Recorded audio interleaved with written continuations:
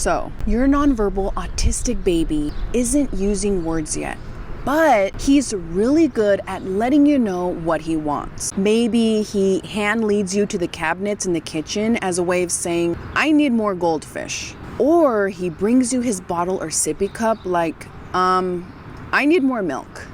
That's high motivation, and it's gold. It means he's ready for his very first sign. No talking required. How can we teach a communication skill with the most immediate payoff? It's going to be the sign for more. Hi, my name is Celeste. I've been in the field of ABA for over 12 years. I coach and empower parents on how to better connect with their autistic baby, how to really get in their world, and teach meaningful everyday skills. And today, we're talking about the best first sign to teach your nonverbal autistic baby. The sign that is the best first sign to teach is more. It looks like this.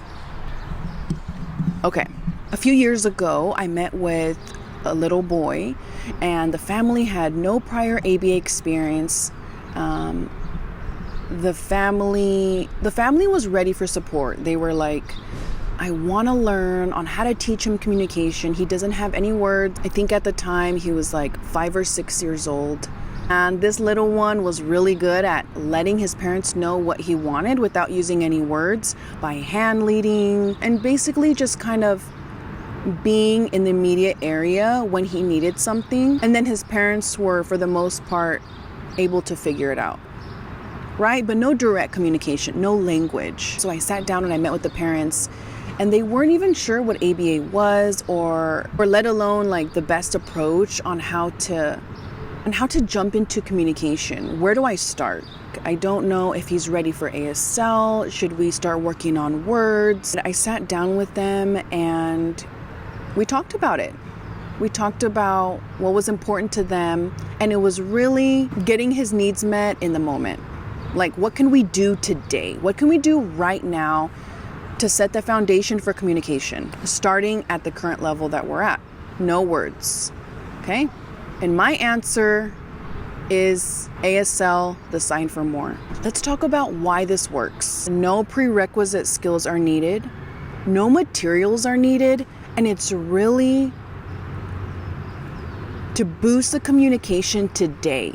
Granted, we had supplemental communication goals for him, but those are really setting him up for the long term, like PECs. But it takes time, weeks or even months, to build up to those more robust, comprehensive communication modes. But with the sign for more, parents could start teaching that in their kitchen day of. So that's a big one, like the immediacy. That can literally be taught today. No prerequisite skills are required. That's really important. Even with other modes of communication, there's materials that you need, like you need laminated icons, or you need a mini binder, or you need an electronic device that has a program in it, right? But if the child has mobility of their hands and arms, it's going to be the sign for more. Another reason why I'm a big advocate for the sign for more, it's really a foundational request that can be used to request for a variety of different items or needs. Let's talk about what that means. This little boy is starting from 0 words. It's going to be a long-term goal to teach him the sign for everything that he needs, like the sign for ball, the sign for crayons, the sign for his tablet, the sign for milk, the sign for outside. That's a lot of different requests for a learner on day one. And it's a lot to expect from the parents to be able to practice all these signs. When you're thinking of behavior change, the first few days of learning a new skill are very hard. We really want to make sure that what we're teaching is simple enough for the family, and yet like really packs a punch. Instead of teaching all those 5 different signs, we can teach the family how to teach their son to sign for more. And then that same sign can be applied to all these different requests, given he has motivation for additional access to these items, because that's what more essentially is.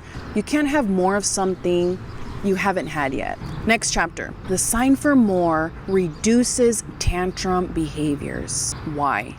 If your child doesn't have any language and their communication is really limited, it's oftentimes the case that aggression, tantrums, frustration is really high. And it's because the tantrum is his way of communicating. Right now, it's working for him to get his needs met, because what's the alternative if he doesn't have any words? The tantrum is functional.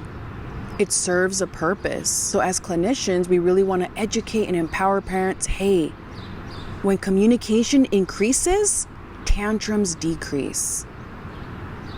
When your child learns a sign for more, going from 0 to 1, like really pivotal ASL communication sign, frustration goes down, because now he or she trusts that when I do this sign, my needs are going to be met in some way. The adults around me understand and my needs will be fulfilled. It's a certain trust that right now they don't have. Right now, they may feel a loss of control. Like imagine you didn't speak the language or have any words of everyone else around you. That insecurity, that uncertainty would be really high, because you're uncertain. You're unsure if what you're trying to say is going to be met or not. And sometimes it will be, and sometimes it won't. Like imagine that lack of control and that uncertainty. That sounds really scary. In conclusion, more can be used as a general sign to request for a variety of different items, giving the child certainty, control, and that's a powerful thing. Going from no words, being able to ask for more of anything, exceptional. I hope this video was helpful. I welcome you to subscribe for more simple, powerful ways to help your nonverbal child communicate. Finally, I'm hosting my first beta group for parents of nonverbal autistic children ages 2 to 7. If you want to learn how to kick off your child's communication and teach them their first sign, the link to join the beta waitlist is below. From your favorite BCBA, you got this.